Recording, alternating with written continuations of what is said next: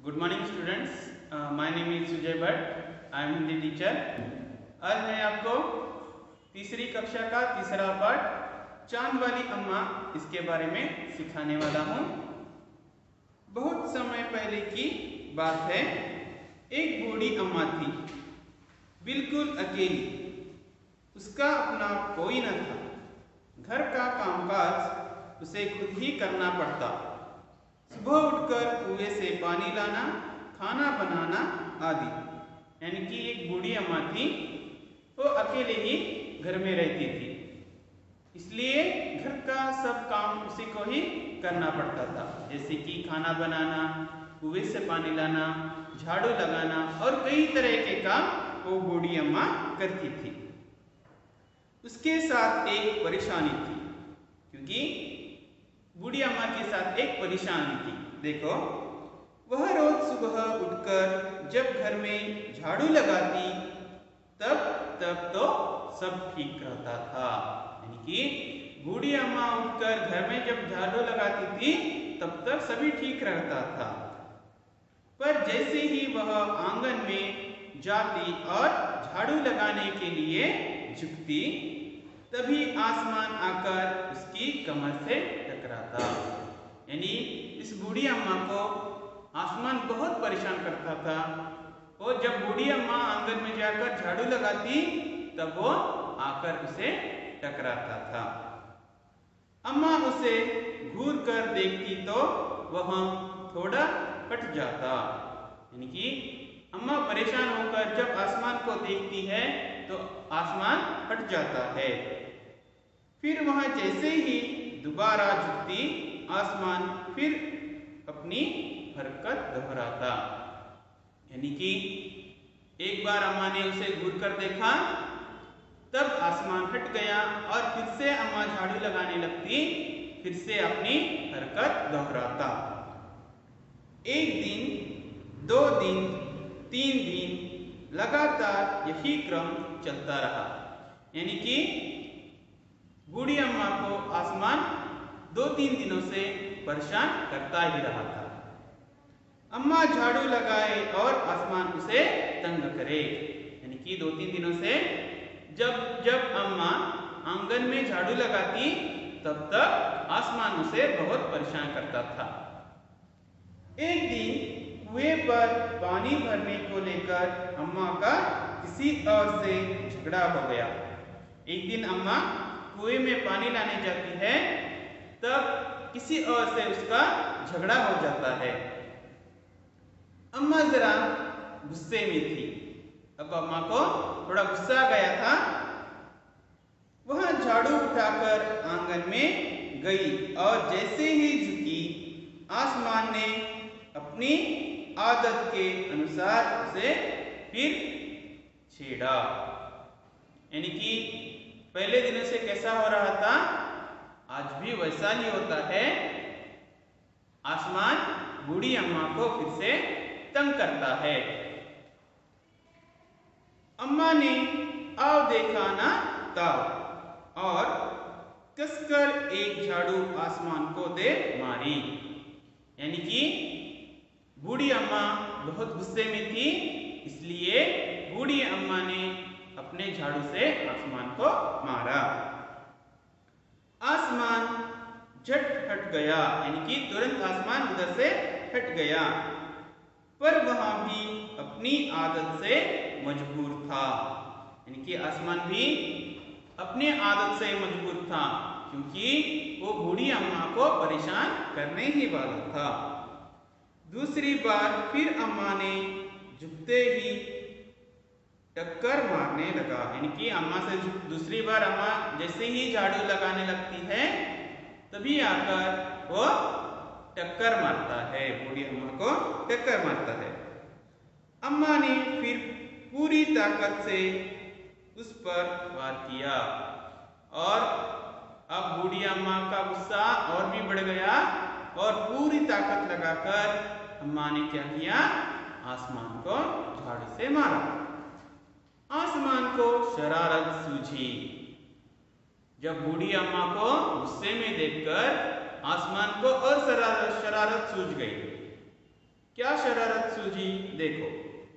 इस बार उसने झाड़ू पकड़ ली। अब आसमान ने क्या किया, जो बूढ़ी अम्मा ने झाड़ू फेंका था उसे पकड़ लिया। उधर अम्मा भी झाड़ू पकड़े थी, रस्साकशी शुरू हो गई। इनकी एक ओर से अम्मा झाड़ू पकड़ी हुई थी और एक तरफ से आसमान। दोनों छोड़ने को तैयार नहीं थे, यानी कि दोनों को भी झाड़ू को छोड़ना मंजूर नहीं था। अब देखो, अम्मा चिल्लाई, छोड़ मेरा झाड़ू, मेरे पास एक यही झाड़ू है। अम्मा आसमान को चिल्लाकर कहती है, मेरे पास एक ही झाड़ू है। तब भी आसमान ने नहीं छोड़ा। इतना कहने के बावजूद भी आसमान ने अपना झाड़ू नहीं छोड़ा। बूढ़ी अम्मा कब तक रस्साकशी करती, थक गई, क्योंकि वो बूढ़ी हो गई थी, इसलिए आसमान के साथ रस्साकशी करना बंद कर दिया। आसमान ने झाड़ू खींचना नहीं छोड़ा। इतना होने के बावजूद आसमान क्या करने लगा, झाड़ू को खींचने लगा। उसके साथ साथ झाड़ू पकड़े हुए अम्मा भी ऊपर जाने लगी। इनकी अम्मा ने झाड़ू पकड़ा था ना, वो भी झाड़ू के साथ ऊपर जाने लगी। वह चिल्लाई, मुझे नीचे छोड़ दे। अब बूढ़ी अम्मा बहुत चिल्लाने लगी कि मुझे नीचे छोड़ दे। आसमान ने कहा, अम्मा अब मैं तुम्हें नहीं छोड़ूंगा, ले चलूंगा ऊपर, वही झाड़ू लगाना। आसमान भी क्या कहता है, ए बूढ़ी अम्मा, अब मैं तुम्हें नहीं छोड़ूंगा, मैं तुम्हें आसमान लेकर ही जाऊंगा। अब देखो, अम्मा अब झाड़ू नहीं छोड़ सकती थी। अब यहाँ क्या हो रहा है कि अम्मा झाड़ू नहीं छोड़ सकती थी, क्योंकि आसमान ने उसे बहुत ऊपर तक ले गया था। क्योंकि वह बहुत ऊपर पहुंच चुकी थी, यानी बूढ़ी अम्मा बहुत ऊपर तक पहुंच चुकी थी। तभी उसे वहां चांद दिख गया। आपको तो पता है आसमान में सूरज और चांद रहता है। अब बूढ़ी अम्मा को चांद दिखाई देता है। झट अम्मा ने पैर बढ़ाया और चांद पर चढ़ गई, पर झाड़ू नहीं छोड़ी। अब यहाँ पर क्या होता है, अम्मा झट से चांद दिखने के बाद चांद पर चढ़ जाती है, मगर अपना झाड़ू नहीं छोड़ती है। आसमान को फिर शरारत सूझी। उसने सोचा, अम्मा तो चांद पर चढ़ गई है।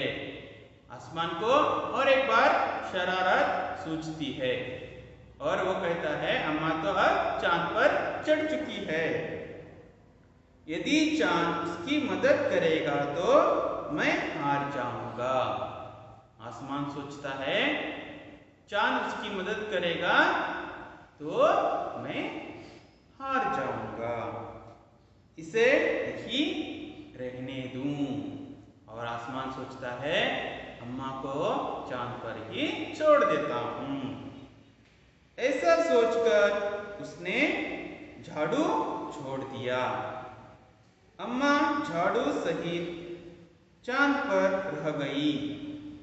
वह इतनी थक गई थी कि झाड़ू पकड़े पकड़े ही चांद पर बैठ गई।